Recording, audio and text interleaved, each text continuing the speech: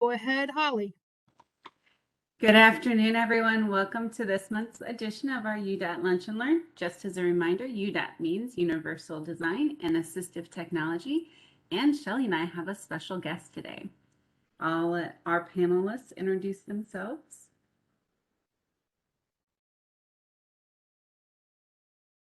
I am Shelly Brown. I'm with the UDAT team, and I work specifically with the EAA service and serve as the state lead for that service definition. Hi, everyone. I'm Leslie Bradley. I am a Special Assistant Official with the Federal Programs Unit in Division of DD, and I appreciate Shelly and Holly having me today. And I'm Holly Reif, the UDAT team lead for assistive technology across the state. In today's presentation, we are going to talk about the difference between EAA, or Home Modification Service, as most of us know it, Specialized Medical Equipment, also known as SME, and Assistive Technology. Now, we're going to be using those three acronyms a lot. So we're going to say SME a lot, but what we mean is Specialized Medical Equipment. We're going to be using the acronym EAA for all home and vehicle modification conversation, and we're going to be using AT to refer to assistive technology. Now, there may be some other acronyms that get tossed out. If you don't know what those are, go ahead and drop them in the chat so we know to circle back and redefine that. Of course, you guys might also hear some more typical acronyms throughout the program, such as an ISP, which is our Individualized Service Plan, our Individualized Support Plan, and SC, which is our Support Coordination.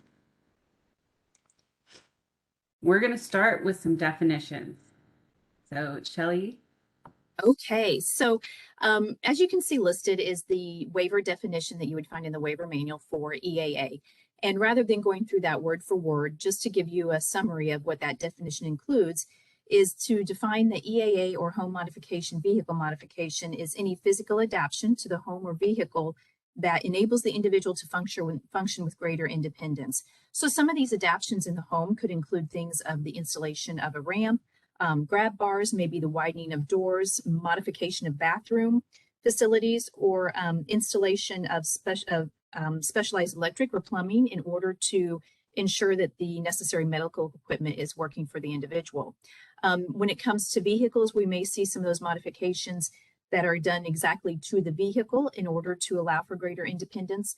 But some things that would not be included in this definition would be repairs to a home, repairs to a vehicle, or perhaps square footage added to a home, or even some other features of the home, such as the HVAC or outside work that may need to be done to the homes. Those would not be included in our EAA. So it's really important that anytime you're evaluating home modification or vehicle modification, that you're truly looking at the physical adaptations that are needed to make that home accessible for that individual.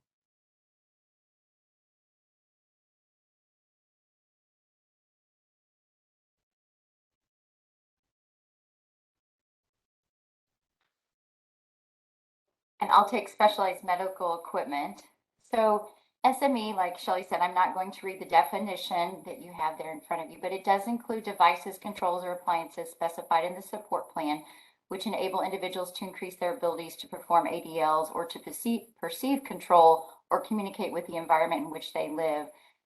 And one thing I did want to point out, which this information is contained in the DD waivers manual, and we get a lot of questions about this, so I know it does get confusing, but incontinence supplies are included. However, incontinence supplies for children aged 4 to 20 with disabilities or special healthcare needs are covered under the MoHealth Net through the Early and Periodic Screening, Diagnostic, and Treatment, or EPSDT program. Incontinence supplies for individuals 21 and over are covered through the MoHealth Net exceptions process, excluding participants of the community support, comprehensive, or partnership for hope waivers. And then any items reimbursed with waiver funds through SME shall be in addition to any medical equipment and supplies furnished under the state plan, and shall exclude those items which are not of direct medical or remedial benefit to the individuals. So real important to make sure that SME is not covered under Medicaid State Durable Medical Equipment or DME plan first. Great. Thank you. AT, assistive technology, is a device, a product. It can be off the shelf or it can be created directly for an individual. It does include at this time our remote support services and can work. The idea behind AT is that it works in conjunction with other services or to stand alone to help increase independent participation in the community and employment.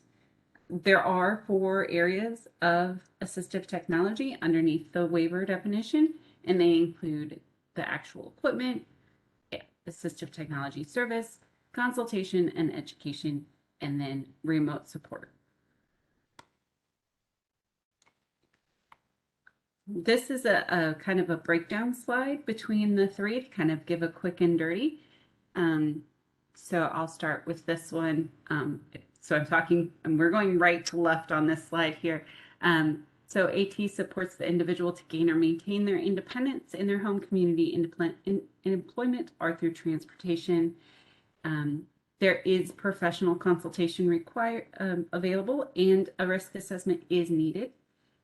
Consultation is part of the service definition and can be a consultation that's a standalone or can be part of their remote support services. And it does have an annual cap of $9,000. So if you're looking at remote support services, they should all fit under $9,000, but we know we might need an exception for those. And as we discussed with SME, it supports the activities of daily living and instrumental ADLs as well. It does require a therapist evaluation, and those evaluations are available through the telehealth. It does have a cost limit of $7,500 per year per individual, and that correlates to the waiver year, which is July 1 through June 30th of each year. And then there is also the exception process that if the needs cannot be met, then there is an exception process, which is outlined in the waiver manual and the waiver application. And the home modification EAA service follows along some of those same parameters as SME, that it also is going to require a therapist evaluation, and those evaluations can be done through telehealth. It also has a $7,500 annual cap, which through the exception process may be approved by the regional director and or DD, deputy assistant director, to a maximum of $10,000. It is important to remember that the OTPT evaluation is assumed in the cost of $10,000. So for instance, if you did receive an exception limit up to $10,000 and you have a $500 OTPT evaluation, you now have $9,500 to work with your home modification. So it's important to keep that in mind too as your overall cost. So here are a few resources to keep in mind as you're working through the planning process and deciding, looking at what outcomes are needed and what service definitions best fit the individual's need and outcome. These are available on our website, and they can be found in the support coordination manual, at the specialized medical equipment and supplies, and our just general waiver manual.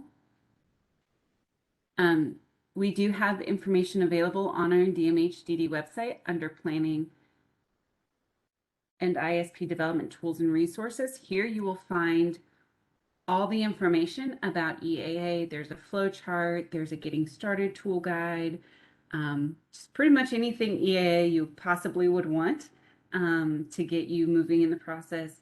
There's also the assistive technology risk assessment tool there.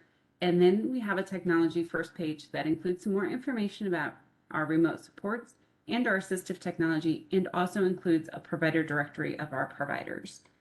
And then this is the durable medical equipment manual, which is a great place, as Leslie had mentioned earlier, to ensure that those SME products are not going to be covered under the durable medical equipment.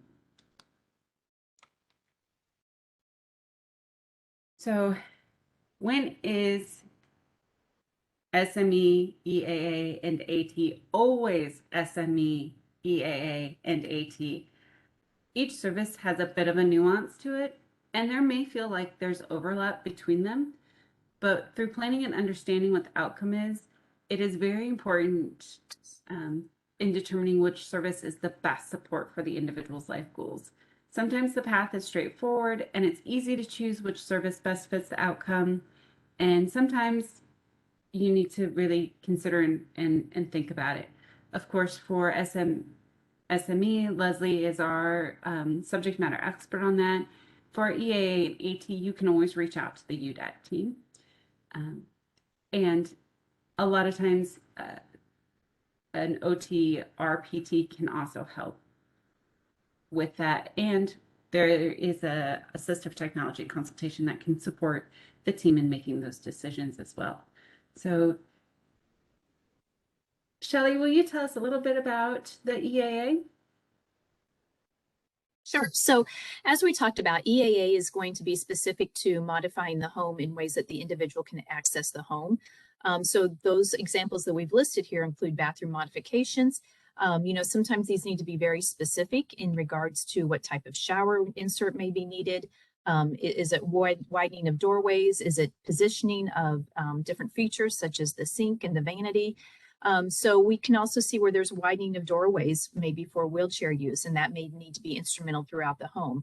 And even examples are in the lower cabinets in order to be able to access the countertops and access those cabinets with greater accessibility. So EAA is really going to be focused on an accessibility issue. And it's whereas some of the other features will be they'll go into detail, but may not necessarily involve a modification of the actual physical structure. Great. Leslie, can you tell us a little bit more about SME and when SME is always SME, kind of a black and white? Yeah, so what you have here is incontinence supports, which we already discussed. And like I said, I know we get a lot of questions, but it's very straightforward in the waiver manual, how that is lined out and how that can be covered under the waiver. And as you said earlier, Holly, there is a section in the MoHealthNet DME manual on page 219 that states what items MoHealthNet or state plan will never cover. So, and I believe car seats is one of those. So that could be an SME that would be covered under the waiver standards. We also worked with MoHealthNet, and we'll get to this in a moment, to develop tables to assist when you're looking at should this be an SME and making sure that it's not covered under the MoHealthNet DME or Durable Medical Equipment Program or the MoHealthNet exceptions process or even the MoHealthNet pharmacy program. So very important to make sure that we're utilizing an exhausting state plan before we're looking to the waiver for SME. Wonderful. Thank you. Some things to think about for assistive technology. Of course, remote supports is assistive technology at this time. Communication devices, medication administration systems, and any applications that an individual might need to be added to their tablet or device. I'm going to let Shelley and Leslie talk about our decision tree, as this is more specific to some of those perceived overlaps between EAA and SME services. Sometimes this is where there could be some confusion as to which way to go. And so this decision tree is just a little reminder to help you navigate through those, through the questions to determine which service definition to go with. So are they going to be permanent changes to the environment? If yes, that goes directly to EAA. If no, then you would want to ask the question, is this item portable or removable without specialized professional services or environmental repairs? And then you can see as a result of that question which way you would go for SME. We have this old saying that if you were to shake the house and it could fall out, that possibly that would be considered portable in SME, and that still stands true today. But we have also added some additional thinking or different questioning in there too, that without professional services or environmental repairs, if this is something that requires professional installation, this is something that needs to be attached to the home in some way, more than likely you're going to be looking at an EAA service in that regard. And I'll turn this over to Leslie to let her talk a little bit more about the SME side of that. Thanks, Shelley. So like you said, if it's portable, if it's removable, without specialized professional services or the environmental repairs. If that's yes, then that would be clearly SME. So I agree with everything that you said, Shelley, and just trying to look at it from that point of view. I don't think I have anything else to add to that. Wonderful. We made kind of a quick start guide for the planning team so they can kind of think in ways of when this might just be an easy one and when you might have to pull in that decision tree. So some basic ones for assistive technology, environmental control systems.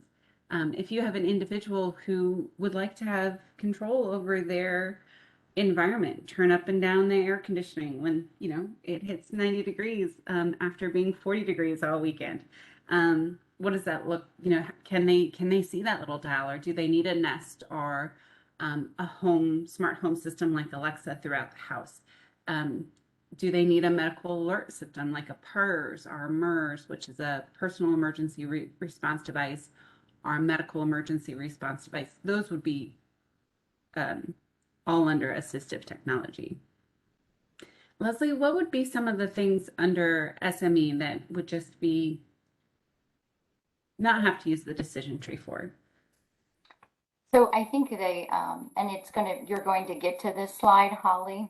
I am. And I think it's actually in one more slide, actually. So the division worked with MoHealthNet to develop a table for support coordinators. It's in the support coordination manual, and it actually talks and gives you examples of items that would qualify under waiver SME. So that could include, like we said, incontinence supplies, car seat, clothing protectors, diaper wipes, doorknob extenders, eating aids, harness for car seats, shower caddy, shoehorn, any sensory equipment, maybe some adaptive toys, a scoop plate, a move and sit, a med cup, gate belt, sweeping canes, toilet armrest, a wash mitt, a vertical rail, transport chairs, toothette sponges. Those are just some examples of items that would go ahead and qualify under SME. And those are, of course, are all portable. You can take them with you if you move from one home to another very easily.